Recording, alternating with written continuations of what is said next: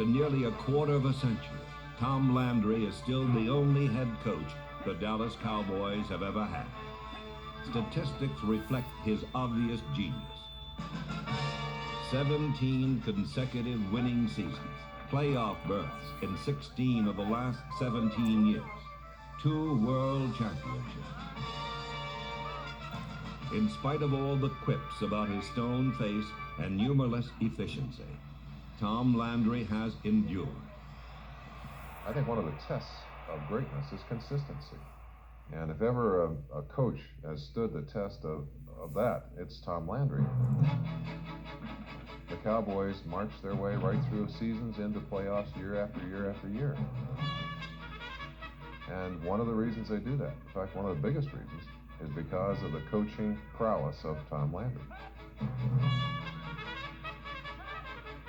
Landry's link with professional football began in 1949 as a member of the New York Yankees. A year later, the former University of Texas defensive back joined the secondary of the New York Giants. Landry, number 49, made up for his lack of speed by shrewd position play, and it was his analytical mind that set him apart from the other members of the Giants' famed umbrella secondary. You didn't have big coaching staffs in those days, and Steve Owen used to give all the lectures, both offense and defense, in the same room.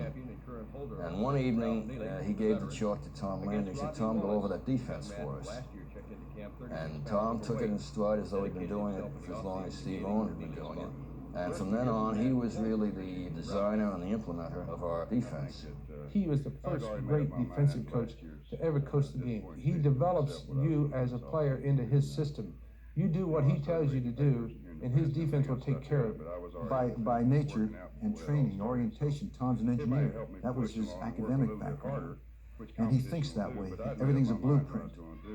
Landry devised, then drew up the 4-3, a defense that would become the NFL standard for the next 20 years. He became the NFL's top assistant coach, and in 1960, Tom was lured back to his native Texas to become head coach of the NFL's latest expansion team.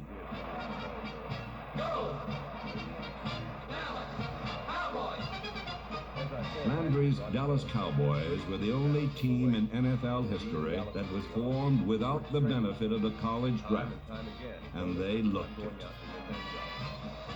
Not since Dr. Victor Frankenstein scoured the countryside had a monster been created from so many sources. With players in the twilight of their careers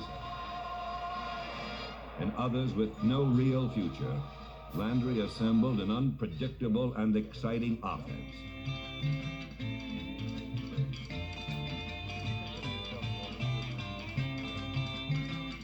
Yet even with one of the league's most explosive attacks, the Cowboys staggered through 5 straight losing seasons.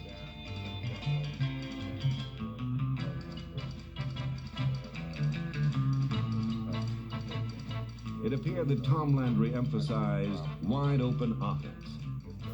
Actually, it was an attempt to make maximum use of available talent. There was no such talent on defense, however, and Landry's complex system baffled youngsters like Bob Lilly, number 74, as well as the old veterans. The joke around the league was that the Cowboys couldn't stop an opponent even with a gun. But the innovative Landry was willing to try anything once. Attendance was terrible. Yet in 1964, General Manager Tex Schramm and owner Clint Murchison Jr.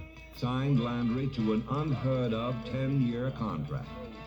Their decision reconfirmed their belief in a man whose expertise would become the foundation that supported the entire franchise. This particular defense that the Vikings have is one of aggressiveness. Therefore, you got to be careful bootlegging because he'll pick you up. When things go tough, the team has the confidence that he will have whatever is necessary for the team to win, and therefore they keep playing, whether it's in a single game or whether it's the season. They have the total confidence that in the end they'll win. I don't want to confuse you, but on a brown flip, your play now is 57, wing down and in.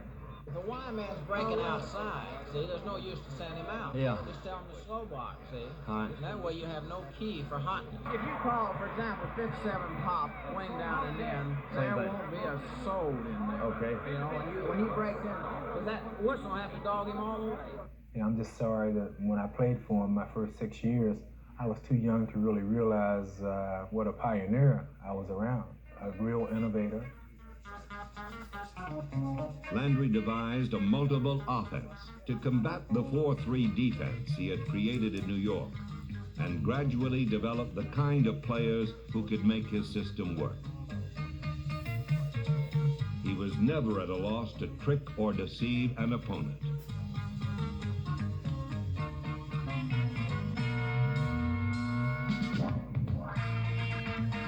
Landry was always a man ahead of his time.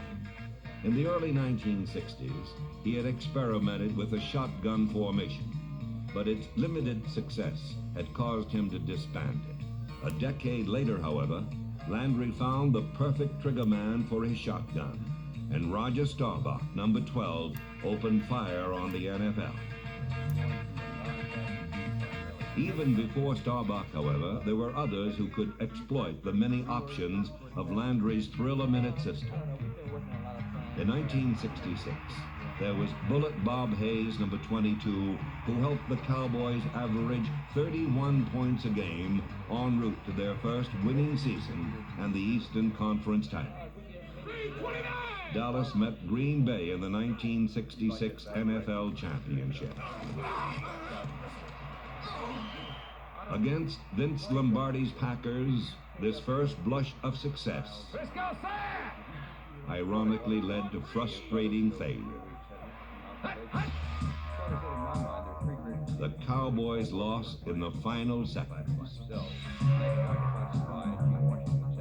Landry saw 5 straight highly successful seasons end with excruciating playoff losses. Long before the Cowboys became America's team, they were considered America's chokers. Yet through this succession of traumatic defeats, somehow Landry had the stuff to gather himself together after each disappointment and re-knit the confidence of his players in themselves and the team. I don't think I would enjoy my profession if I knew I was always a winner. I think it's really the chase that's important. It's the challenge that you're after, much more than the winning. Because I think that only through defeat is character built.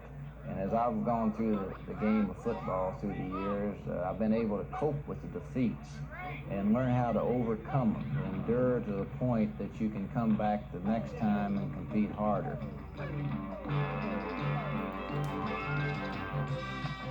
In a sense, the Dallas Cowboys were champions long before they had the trophy to prove it.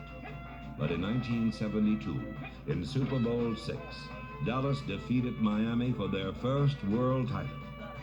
Boy, it feels, you can't imagine how it feels, because you never suffered with us like we've suffered. Landry's Cowboys have been as interchangeable as transistors in a computer.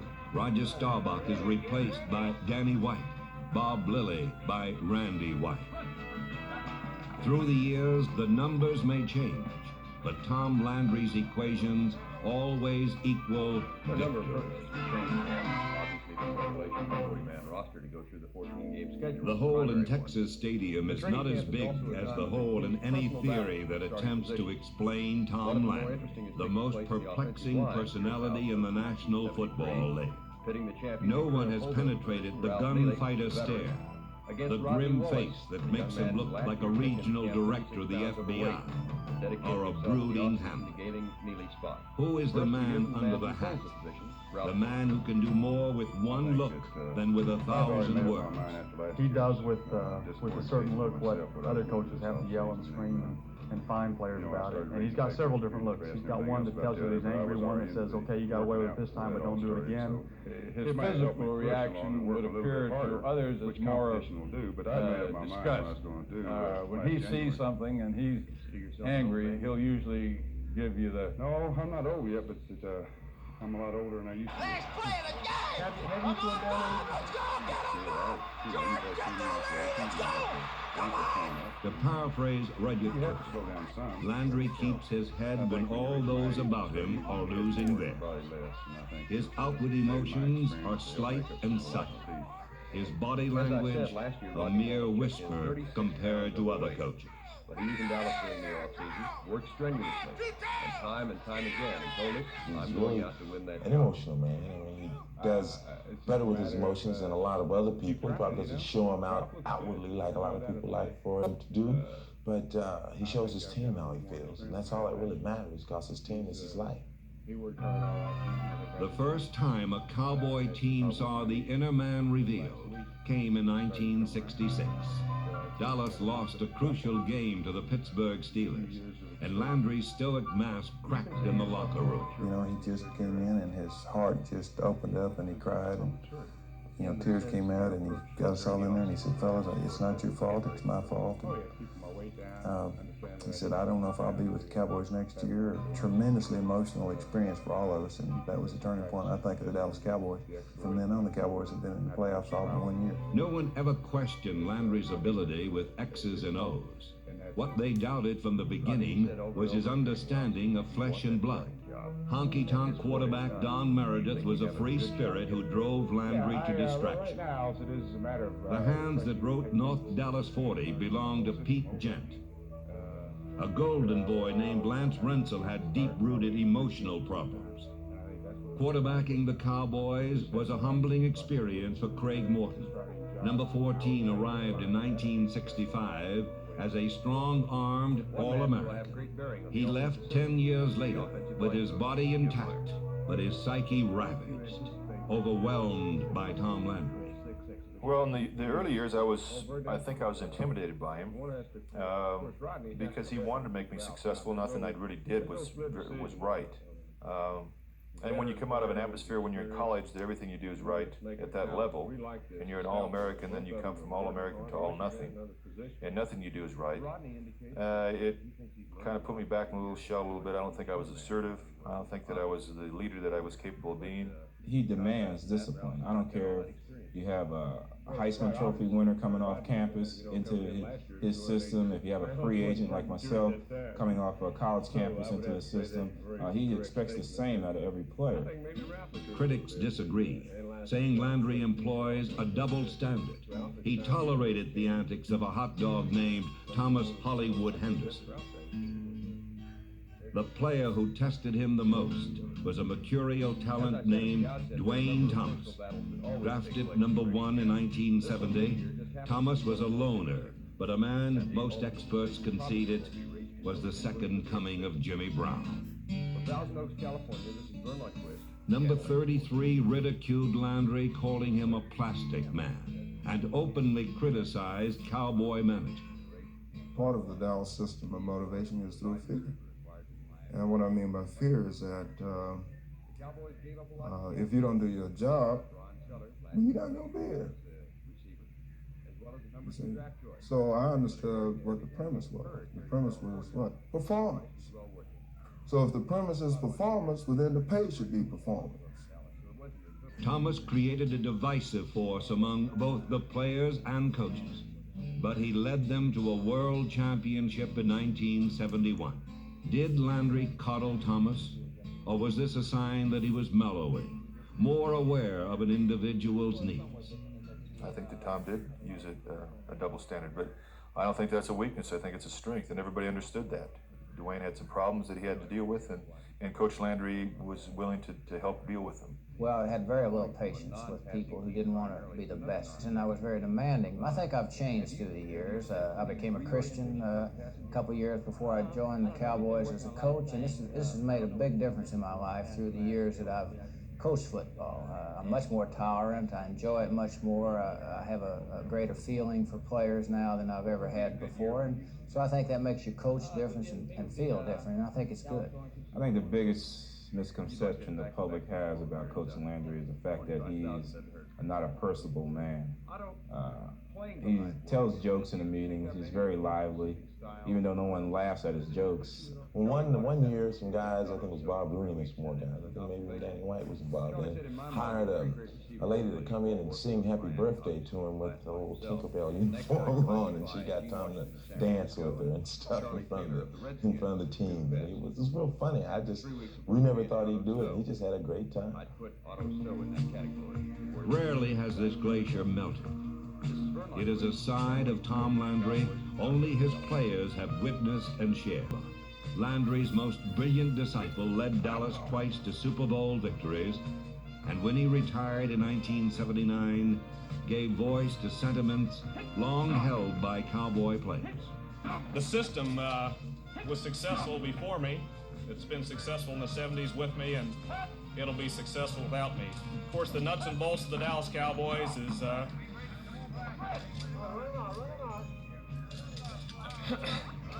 man that wears a funny hat on the sidelines. Tom Landry is a very, very great man. He's a great football coach, maybe the greatest football coach that's ever lived. Everything that he does it the right way. And I think he's a person that everybody can look to as really a hero figure. Personally, he has been a guy that has been a role model as far as I'm concerned. I think the way in which he's conducted himself, you know, in every facet of the National Football League has been something that I've tried to follow. He's the kind of guy you don't want your daughter to marry. Most of his players, when they leave the team, pretty much know how to handle themselves in the other world other than professional football because Coach Landry has trained us so well. Thomas Wade Landry, the man under the hat. When he exits pro football, he will leave a brilliant legacy, both as a coach and as a man. The training camp is also a time of intense personal battles for starting positions. One of the more interesting is taking place in the offensive line here at Thousand Oaks in 1973.